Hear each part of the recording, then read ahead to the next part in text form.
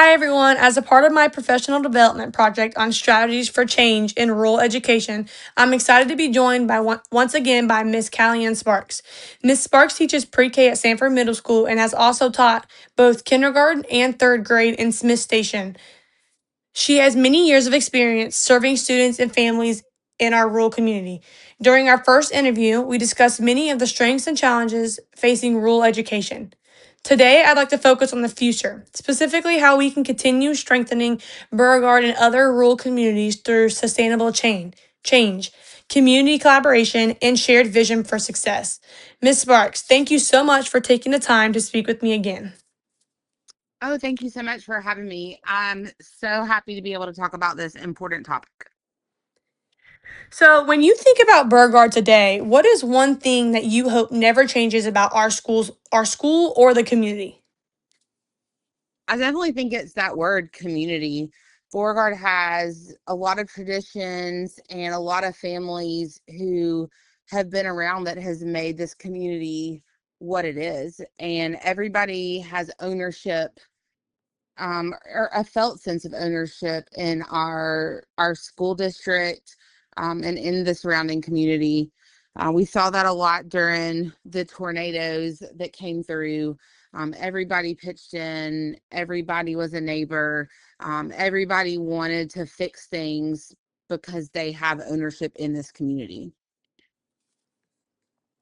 If you could make one lasting change, what would positively impact students for years to come? What would that be and why? Oh, wow. There's a lot of things that we could change.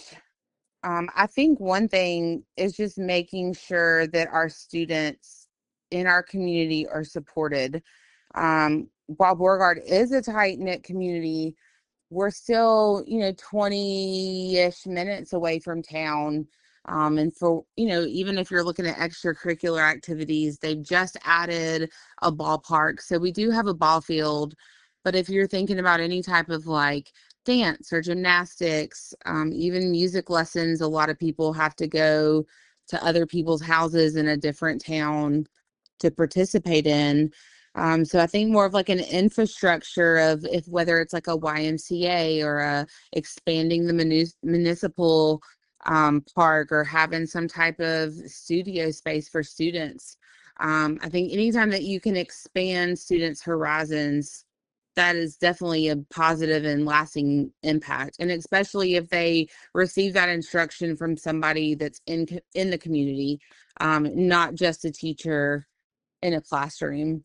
And also making, if you made those type of things available here locally, the parents wouldn't feel as much stress as to trying to drive them out, and that would alleviate, parental stress as well. So, since Beauregard is a very rural town and there's several farms, do you think that there is space for that without interfering with people's farms and like their livelihood? I think so. I think there's already kind of like a main, there's a main area going down Highway 51, that has some places that could be, um, that you could put up like a building or a studio space. The baseball fields that are currently there used to be in a cornfield that my husband used to grow corn in.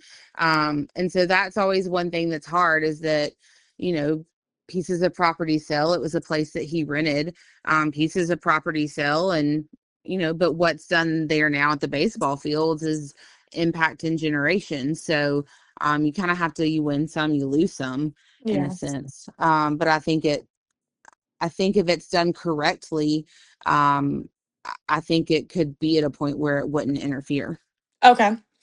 One suggestion I received from a classmate was expanding the mental health resources, social emotional learning, and even peer leadership opportunities in rural schools. From your perspective, how important is student well-being, and what more could schools do to support the students' mental health? Yeah, definitely. So when I was a teacher in Smith Station, there was a year where we lost several students, unfortunately, to suicide because there was no mental health support there. One of the students, her name was Lexi, she was on the softball team. She had a ton of friends. Um, but she didn't have the support that she needed. At one of the most critical times in her high school life, and you definitely see an impact of mental health, and whether it's from the parents and the stresses that they have going on with just even feeding their kids and making sure that housing is okay and going from one place to the other, even down to the student level, and where they belong and having an outlet, and kind of tying back into what I was saying earlier about, kind of extracurricular supports. Even though this kid was in softball, what would have happened if she also was in dance or had some other type of outlet to express herself, and had another support system in place. So definitely mental health resources, having more counselors in the school system.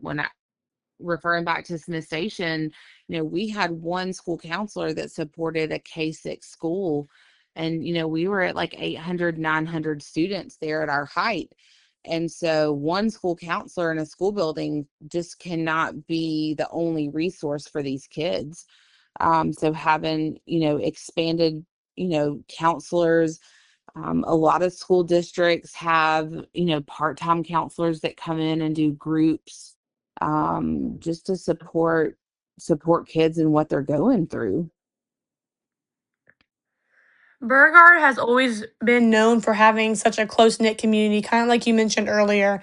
How can schools, families, churches, and local businesses, as well as community members, continue to work together to better support the students? Like, what more do you think that they could do to continue to support the students?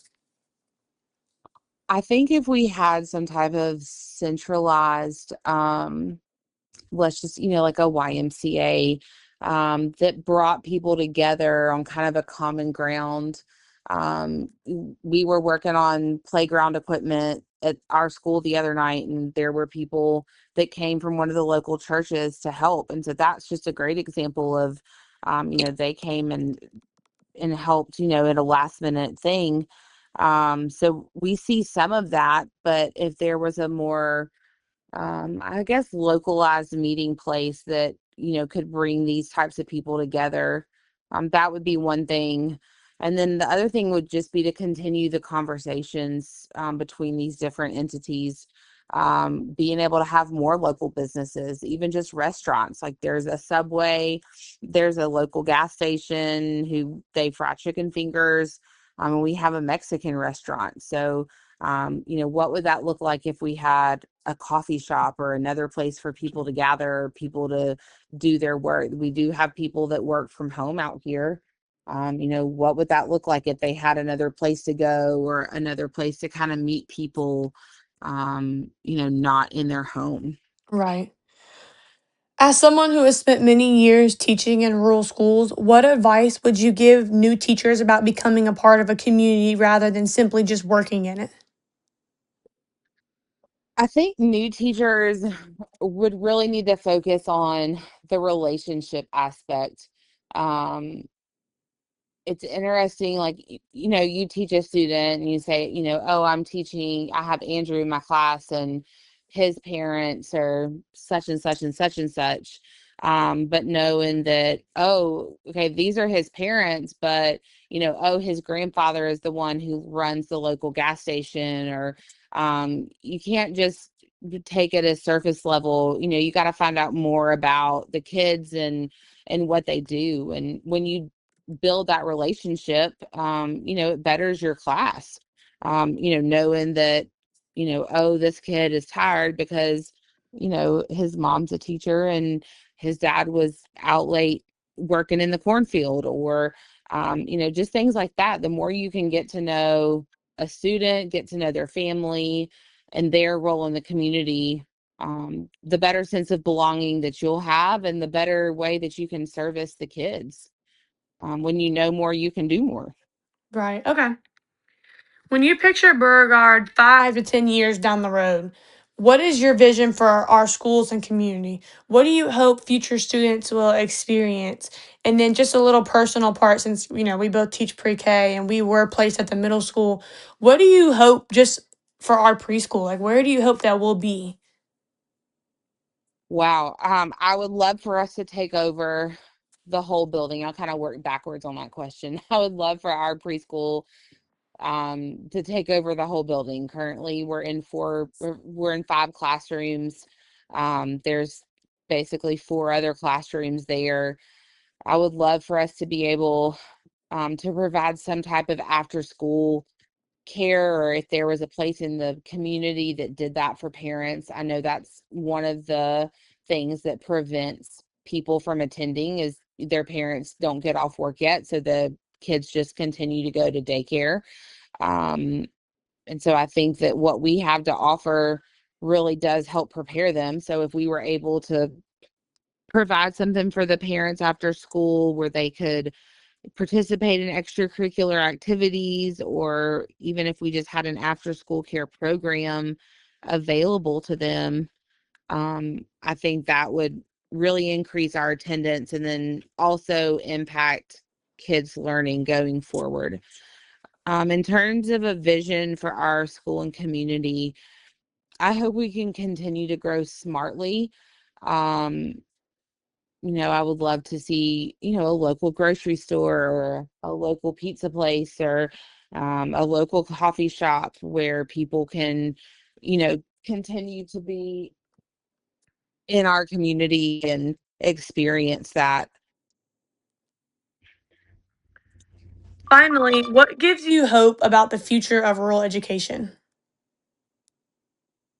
I think also too, and kind of still even within that last question that you asked me, one of the things is, connectivity. So we've just recently gotten like Spectrum internet in this area. And so being able to have internet at homes, connects people to different things. A kid now can connect, online, do schoolwork, but even also just like 3D printing, they can look up a plan online and print something at their house. And, um, it makes a difference in speed in terms of my husband, who works in the field, being able to pull something up on his phone and, having access points that are expanded where, he can look things up and solve problems easier. So I think kind of connectivity and then people continuing just to learn new things and being able to be exposed to new things as well. Ms. Sparks, thank you again for taking the time to share your experiences and your vision for the future of rural education. Your insight reminds us that while rural education faces challenges, they also have incredible strengths. Through collaboration, continued investment, and shared commitment to students, communities like Beauregard can continue to grow and thrive. Thank you for your dedication to the students, families, and the communities that you serve.